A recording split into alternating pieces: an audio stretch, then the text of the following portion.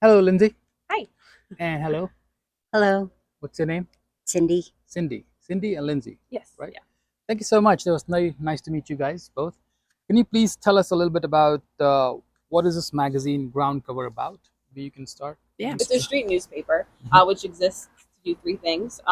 First one is to provide low barrier economic opportunity for self-determined individuals impacted by poverty. So people can just show up to ground cover, walk in, get trained, and get a job immediately. The second thing that it exists to do is to uplift underrepresented voices in Washtenaw County. So our paper is filled. Anyone can write for the paper, but it's filled with community voices, particularly the people who are selling the paper are writing for the paper. And the third thing that it does, it promotes an action that contributes towards a better world. We have people that maybe would never talk to each other interacting, for a transaction. But what happens between the exchange of money and the newspaper has a lot of ripples, right? In exchange of ideas, just people getting to know each other, building relationships, and that is often unspoken about, but very important part of our paper. Thank you. And what's your name again? Cindy. Cindy, can you tell us a little bit about um, your background and what your role is in this newspaper? So my background is I'm a low-income artist, and many times, unfortunately, when it comes to low-income and homeless artists, that's musicians as well as visual and poetry. A lot of times, it's hard to get into a regular newspaper, and so ground cover news gives an outlet for people that are struggling, but also they also have talents, and we want to be able to represent those talents within the paper. Hmm. And you think you come across a lot of people who have real talent and and may not have written or created anything if not for this newspaper.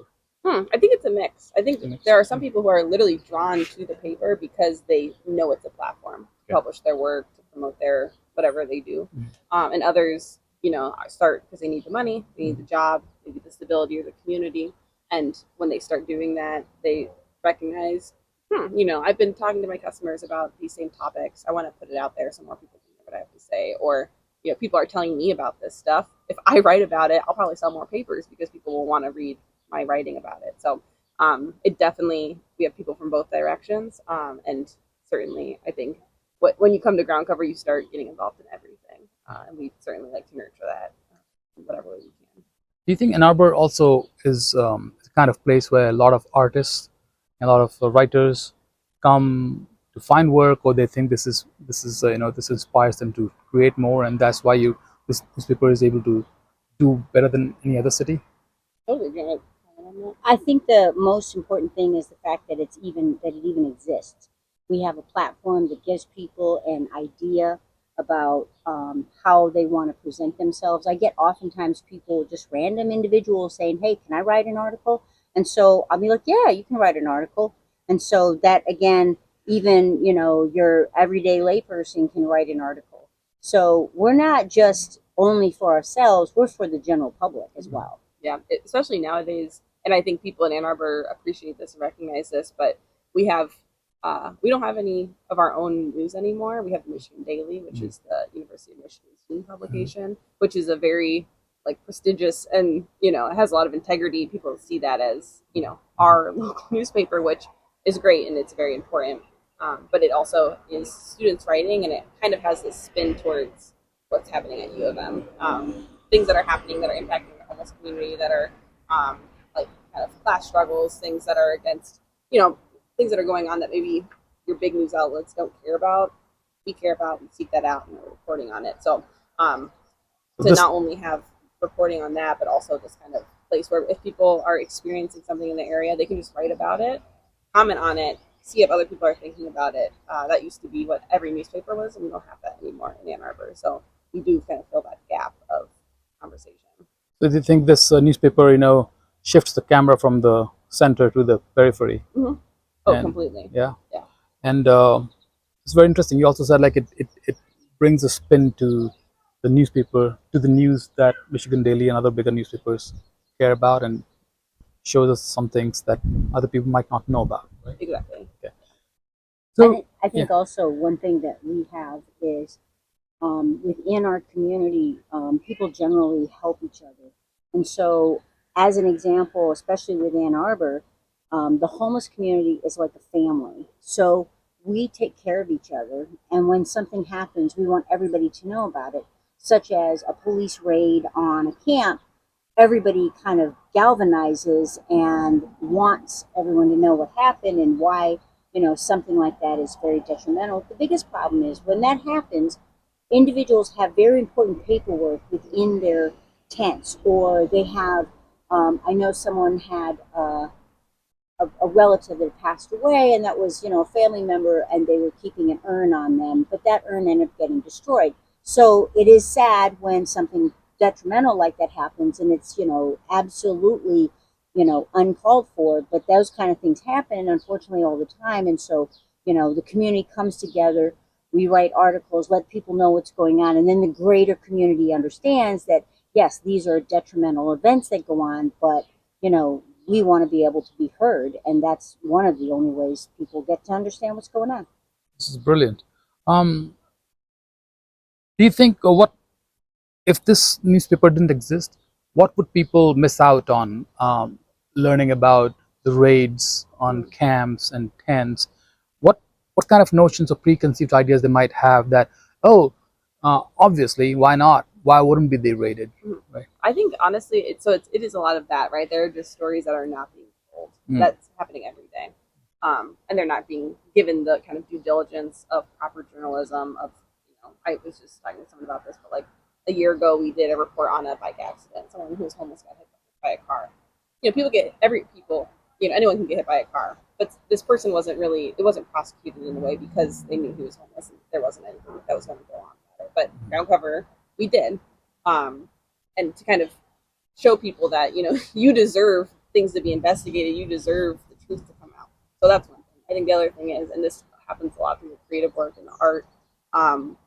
What Groundcover does is it begins to, for people who just think of poor people as poor people or homeless people as homeless people, and don't think of them as three-dimensional, living, breathing people who have families and have passions and have opinions and these like amazing talents and quirks, all that stuff. Groundcover puts that out there and embraces it and shows that it's important. And so we're not just writing about homelessness stuff. You'll read this paper. I don't know if there's anything about homelessness in the paper. It's because people are deciding what they care about, what they want to write about, and that expands people's minds that they know this person as an artist, as a thinker, as a comedian, or whatever it is, not as a street. So, Beautiful. Thank you so much. Yeah. I also want to know what kind of stories do you find? Some of the stories that come in for this, do they sometimes surprise you? Like, oh wow, I didn't know there was a talent in somebody's personal life. They were this before this happened to them. Do you ever think of that?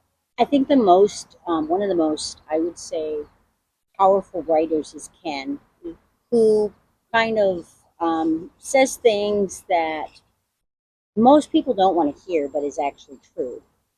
He's very felt like it is, and very truthful about basically the world at large.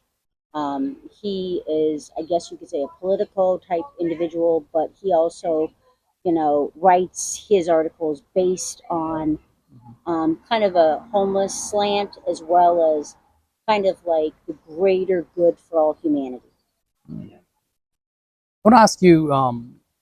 You went to school for social work, right? For my master's. Masters, Yeah. and you.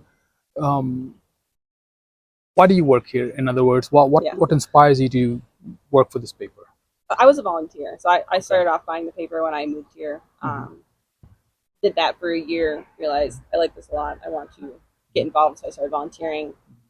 Then I started as the layout designer, and then I interned a little. So it just was kind of like I want to do more and more. Right. Which to that point, I'm not special or unique. Again, that is like the nature of the way that this organization is built. Right.